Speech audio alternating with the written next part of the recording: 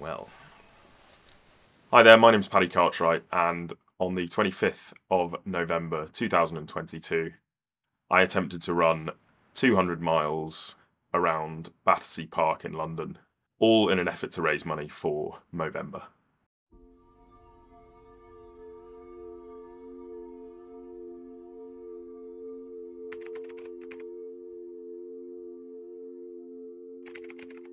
Yeah, so I guess here we are, post-run, and looking back at the whole thing.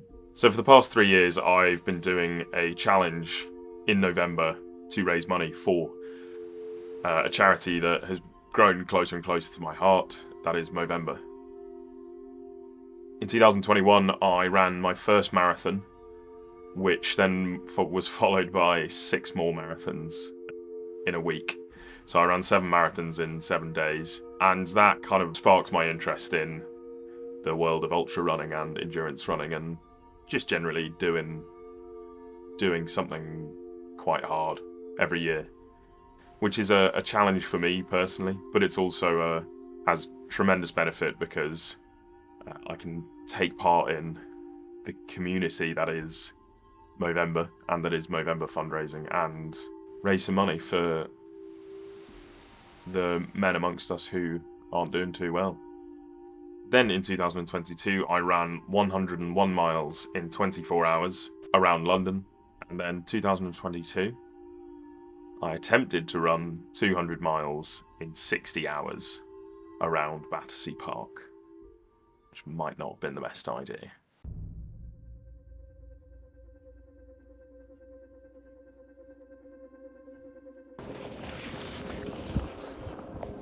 So I'm not actually running this evening, I'm just walking, and it's so cold.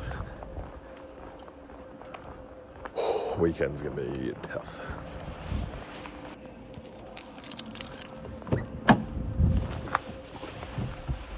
It's Thursday morning, en route to HQ. Yeah, to the war room.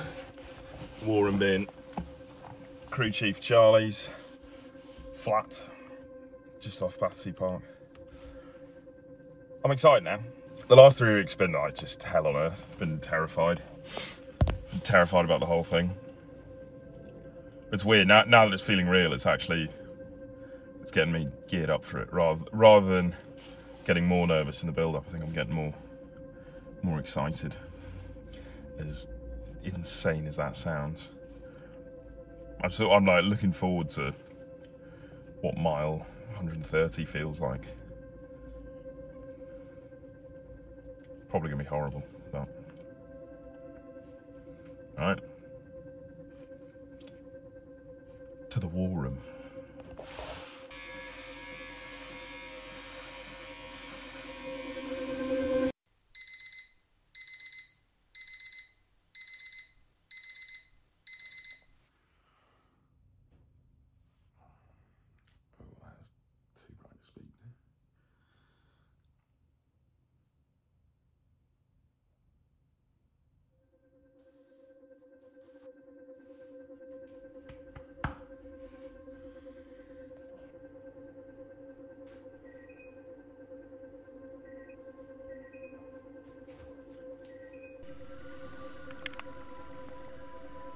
Here we go.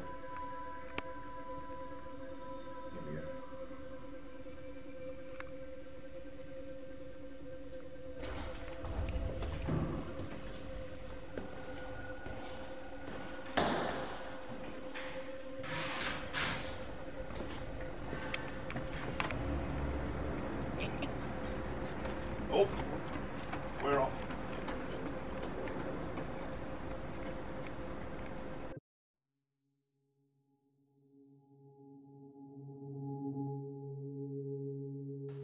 Oh man, it's pretty. It's pretty intense remembering all of it, and sort of put myself back into it. I haven't properly sat down and, really thought about it since doing it.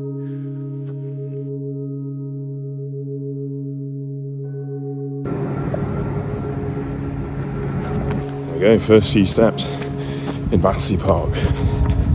for 200 miles. There's so much to think about in the middle of a challenge like this, where I didn't view it as an hour of running. We're doing a sort of 8 minutes running, 2 minutes walking split, and so actually it just becomes 8 minutes running, and then 2 minutes of walking, and then 8 minutes of running, 2 minutes of walking, 8 minutes of running, 2 minutes of walking, 8 minutes of running, 2 minutes of walking. That's all I was thinking about. And then, you know, 25 minutes have gone, haven't eaten, need to get a banana on board, need to get some biscuits on board. There's just so many little things that need to be thought about, that you need to keep on top of, that actually an hour melts into the background, and then 2 hours melt away, 3 hours melt away. It's like really, it's reassuringly simple when you can break it down like that, and that just became what it was all about, and just, you know, quite literally one step at a time, you know, just trying to get through a mile, and then trying to get through a second mile, and not thinking beyond that, and just sort of ticking along.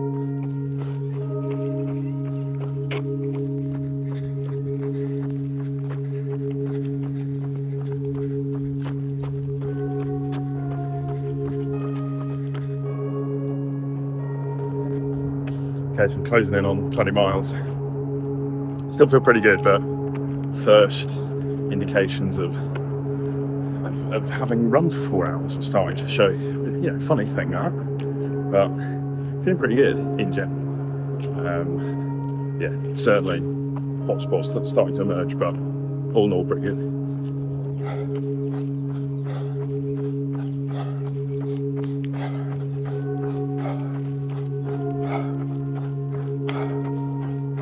You know, I found myself in territory that I had never been anywhere near before. The sleep deprivation, you know, just constantly running loops, the fueling, the amount of food I had to eat, it was all very much new ground.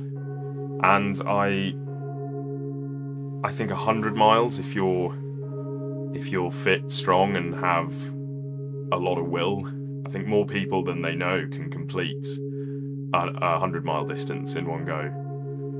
But I think I soon discovered that 200 miles is just totally different.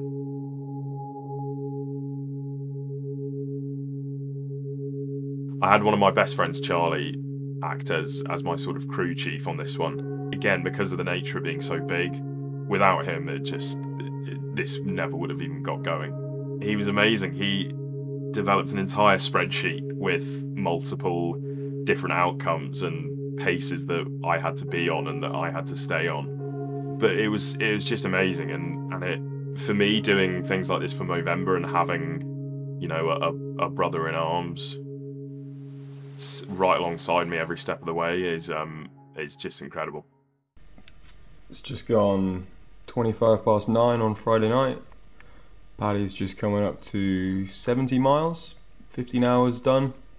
I know a lot of you are probably wondering, oh, you know, Charlie, what are you going to do to pass the time for these 60 hours? I found this little indie game company. They make a game called Call of Duty. Apparently it's pretty good, so I think I might give that a go for a couple of hours, maybe days. We'll see.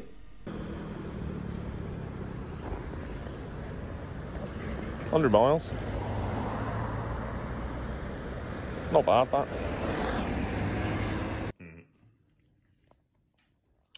Just tape the knee. Oh, we've also just run 100 miles.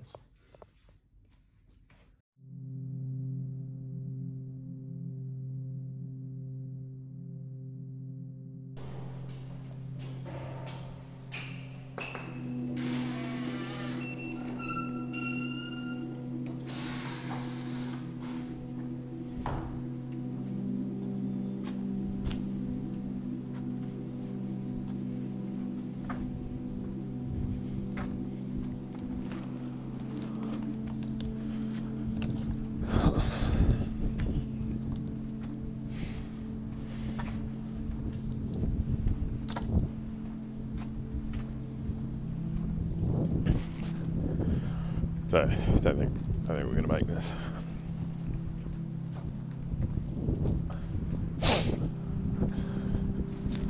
My knees just completely blown out.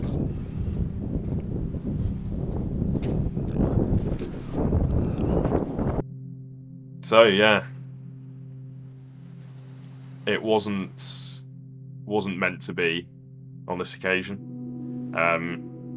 I think looking back, with the lack of training and the time of year and the cold and the wet and the rain, and it was gonna be extremely tough. It was always gonna be tough, but I think the place I put myself in preparation just made it so much tougher. And on this occasion, I completed 150 miles in 47 hours.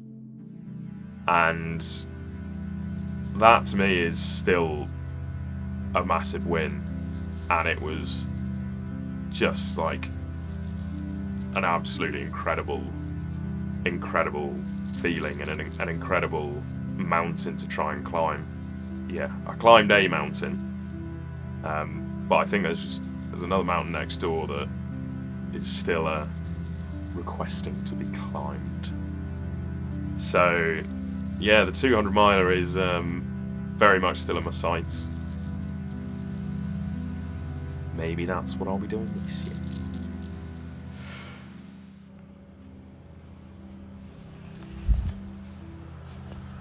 It's done. Hell of an effort. Hell of an effort. Thank you for everything you've done, Joe. My pleasure. Some distance, that. Fucking mega. Mega.